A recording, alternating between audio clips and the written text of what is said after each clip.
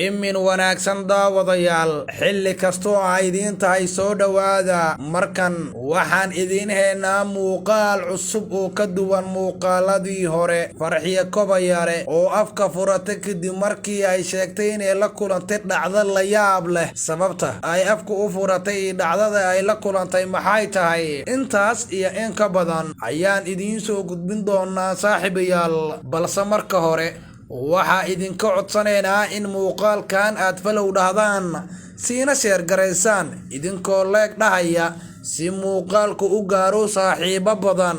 Haddii aad nagala socoto dhinaca YouTube-na waxaan kugu xushmaynaynaa in janaalka subscribe aad dhahato, gambaleelkana aad furato si ay kugu soo dhacaan muuqaalada aan iyaguna halkaasi ku baahino.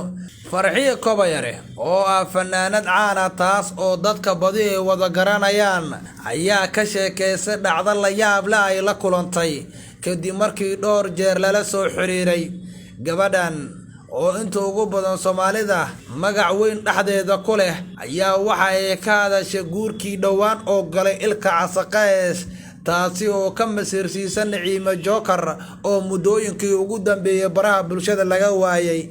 Waxa ay sheegtay in Ilka Case uu yahay qof la sixray, dooro gaduudanna la siiyo, waa sidii hadalka iyada u dhigtay, iyadoo tilmaamtay in Ilka Case xilligan uu ku dhaxwaalanayo xaalad aan asaga loogu talagelin.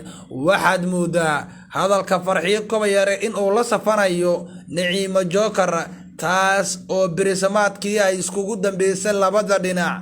Hadalkan ayaa u muuqda mid isku soo dhaweynaya amba kala furfuroba xiriirkii u dhaxeeyay iyada iyo Naciimo Joker. Waxa ay tilmaamtay in Ilka Case uu yahay khiyaanoole aan si weyn ugu fiirsan falkii uu ku kacay.